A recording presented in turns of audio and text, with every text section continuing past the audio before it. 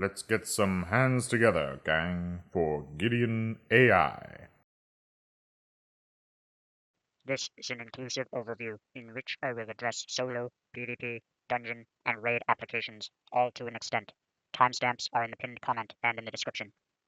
So, back in vanilla, priests, unlike any other class, had two abilities that changed depending on which race you were.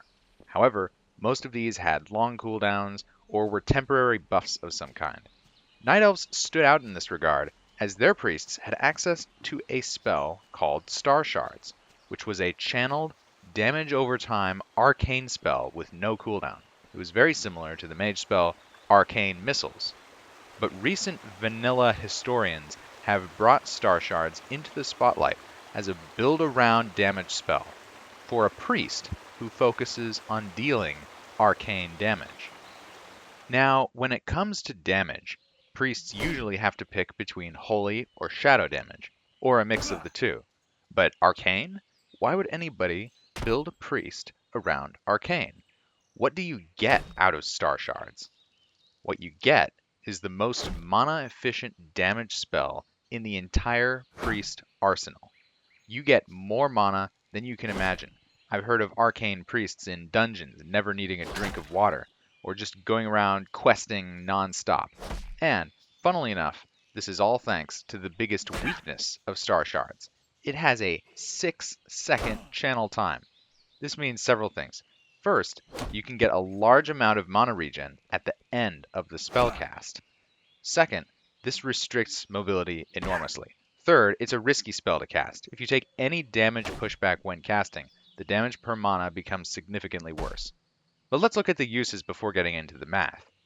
In solo, Arcane Priest is absolutely great because of all the health and mana regen you get from stacking Spirit. It doesn't kill the fastest, but using Power Word Shield lets you avoid spell pushback when casting Starshards, and your mana will take ages to go empty. In dungeons, same deal. When everyone else is out of mana, you'll be sitting pretty, although again, you don't exactly have damage on demand. In raids, everything points to Starshards occupying a debuff slot, so you might not get picked unless you also have some insane holy damage for the bosses.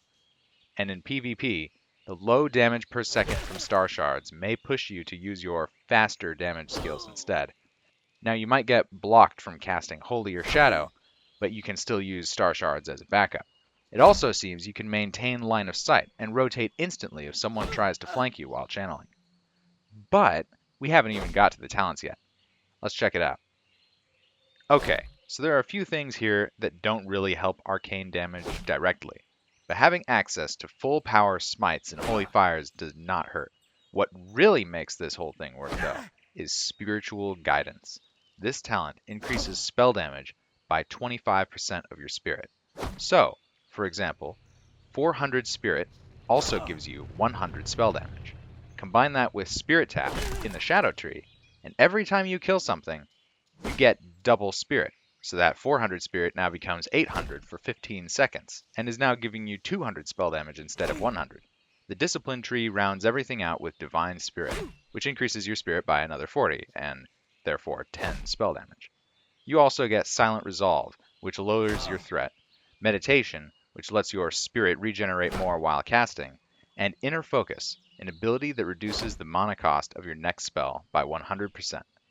Now, why is spirit so important?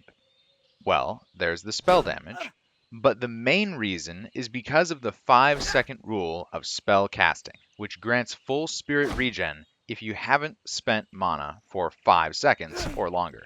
And although spirit only grants mana every 2 seconds, Starshards at a 6-second long channel works very well with this mechanic by charging mana at the start of the channel and granting a full dose of spirit regen at the end of the channel. This means that you can chain Starshards to keep up that damage and yet be regenerating plenty of mana throughout a fight.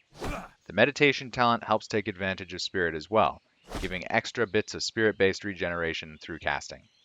Thankfully, in vanilla WoW, spirit is a stat that is both in abundance and shunned by many, so there shouldn't even be that much competition for heavy spirit gear throughout your adventures. And at the same time, that's the advice I give for gear. Just generally go for more spirit. Intellect usually benefits offensive casters by granting not just a larger mana bar, but also increased chance to crit with your spells. Starshards, however, doesn't appear to even be able to crit, because it's technically a damage over time spell, which sucks! Though, that might change with the release of Classic if it counts as a bug to be fixed or some such. But unless that happens, Intellect is not going to be very useful for the Arcane Priest, and Spirit is going to give you damage. And now we come to the conclusion of the matter. In my opinion, I think that in Classic, the Arcane Priest is going to be decent. Probably nothing game-breaking, and probably not utter garbage either. But I do think that the Night Elf Priest possesses the greatest potential of any other race when it comes to holy damage priests, simply because you get to do everything you normally want to do as a holy damage priest, and yet you have that extra damage spell that lets you preserve mana while keeping up the DPS with all that spirit you got lying around. The real question is this: Starshards or Fear Ward? We'll see come Classic.